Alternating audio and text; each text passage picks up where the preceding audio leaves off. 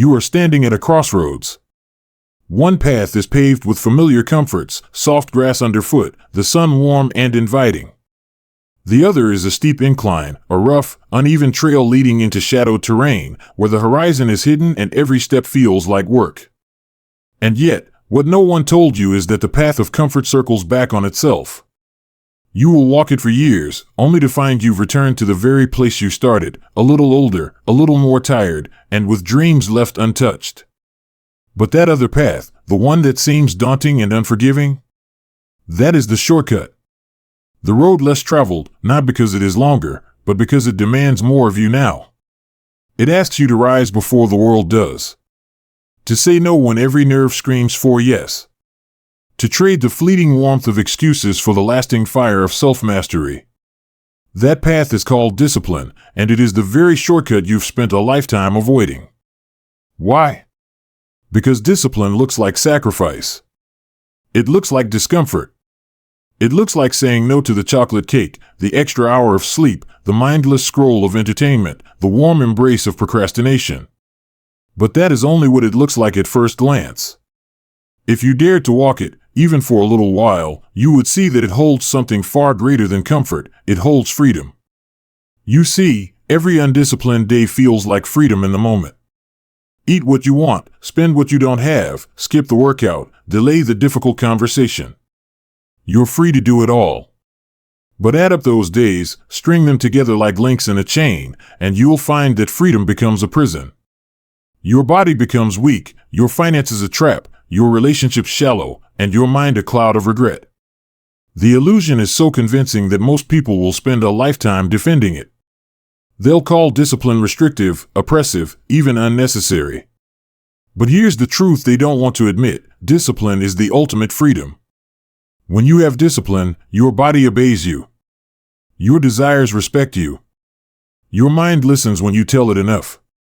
You are no longer a servant to the whims of mood or emotion. You have earned the rarest privilege, to live a life on your own terms. It starts small. That's where most people miss it. They look at the mountain and think, I could never climb that. They forget that every mountain is conquered one small, deliberate step at a time. Discipline is not about transforming your life overnight. It's about winning the battle of this moment and then the next. You feel the pull of the comfortable chair when you should be moving. That's a moment. You reach for your phone instead of your book. Another moment. You promise yourself you'll start tomorrow. That's the moment that matters most, because tomorrow is nothing but a wall built from today's excuses. Understand this: the universe does not reward what you intend to do. It rewards what you actually do. Your mind knows the difference. Your life knows the difference. And time is the harshest accountant of all. It records every wasted hour without mercy. But there's a powerful secret hidden in that reality, a secret that only those who step onto the hard path discover. While discipline feels slow at first, it compounds faster than anything else in life. Like interest on a wise investment, every small disciplined act pays dividends beyond your comprehension. One disciplined morning leads to a productive day. A string of productive days becomes a week of progress. That week turns into a month of transformation. And before you know it, you're living in a body you never thought possible, enjoying relationships richer than you ever imagined, building a career or a business that others admire from a distance and wonder how you did it. But you will know. You will remember the early mornings when the bed felt heavier than your ambition. You will remember the nights you turned off the television and turned on the discipline. You will remember every sacrifice, and you will call them by their true name: investments. Most people live their lives as spectators, watching the disciplined few rise, wondering what secrets they possess. But it isn't a secret. It's simply a decision made again and again, a decision to take the shortcut that everyone else avoids because it looks like work. They don't realize that the long road, the one paved with avoidance and delay, is the road where dreams go to die quietly, without ceremony. Regrets live there. Unwritten books, unspoken words, unlived adventures. That road is full of ghosts. You don't want that road. You know it, even now. That's why your heart stirs when you hear words like these. Somewhere inside, you remember who you were supposed to become before the world convinced you to settle for less. So what will you do with that stirring? Let it pass, like every other fleeting emotion? Or will you grab hold of it with both hands and finally take that first step onto the path you've avoided for too long? Discipline does not ask you to give up your life. It asks you to claim it. It does not ask you to deny joy. It asks you to delay it just long enough for it to become earned, and trust me, there is no joy sweeter than that which has been earned. The disciplined life is not a life without pleasure. It's a life of greater pleasure. Because the pleasures of the undisciplined are fleeting and thin, they dissolve as quickly as they appear, leaving nothing behind but the hunger for more. But the pleasures of the disciplined? They are built on a foundation of pride, integrity, and the satisfaction of knowing you paid the full price for every good thing you possess. And isn't that what you really want? Not just to have things, but to deserve them? To look in the mirror and meet the eyes of someone you respect? If that is what you want, truly want, then you already know the path. The shortcut is waiting.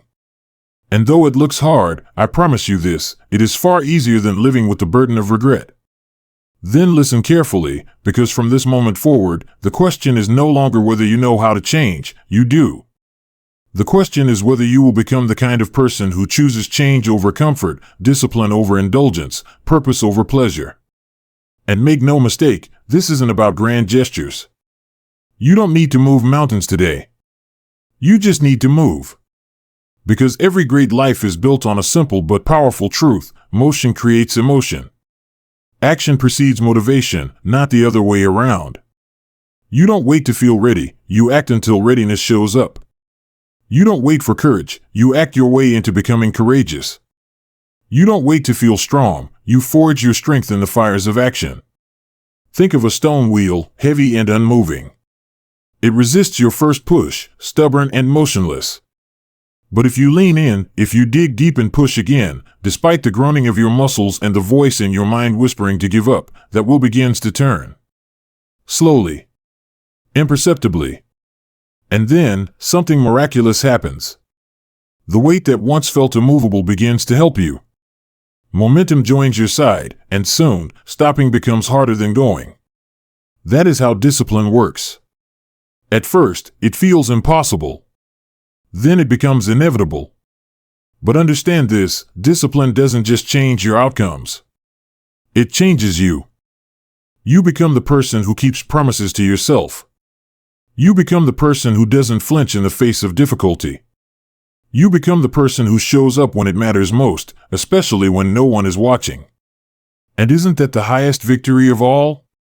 To meet yourself in the quiet hours of the night and feel no shame, no regret, only the calm satisfaction of a life lived with intention. It is possible. It's not reserved for the chosen few. It's reserved for the decided few. And you must decide. Not tomorrow. Not when you feel like it. Now. This moment. Because this moment is the only reality that exists. The future is nothing but a reflection of what you do now. And regret? Regret is the bitter proof of moments wasted, decisions postponed, and actions never taken. So start. Wherever you are, with whatever you have. Start before you're ready. Start while it's still hard. Start when your hands are shaking and your voice is unsteady. Just start. Do not underestimate the power of one disciplined day. A single day lived with resolve plants the seed for a future you cannot yet imagine. And if you can win one day, you can win two. And if you can win two, you can win a week. And that is how legacies are built, not through bursts of brilliance, but through quiet, relentless discipline repeated day after day until excellence becomes inevitable. There will be days you stumble. Days you fall short. And when those days come, and they will come, remember this: falling is not failing. Failing is refusing to rise again. Discipline isn't about perfection, it's about returning. Again and again and again. Like the tide, you rise after every fall. That is how the strongest minds and most powerful lives are built. You must choose to be the architect of your own future, not merely a tenant living in the crumbling house built by neglect. Lay each brick with care. Every disciplined action is a stone set in the foundation of a life that lasts. And years from now, when others look at your life and wonder at the strength of your character, the abundance of your success, the richness of your relationships, you will know. You will remember. You will smile quietly, knowing that it all began with one decision: to take the shortcut no one else dared. The shortcut that looked hard but led to freedom. The shortcut called discipline. So today, before the sun sets, ask yourself just one question: what is the one disciplined act I can take today that my future self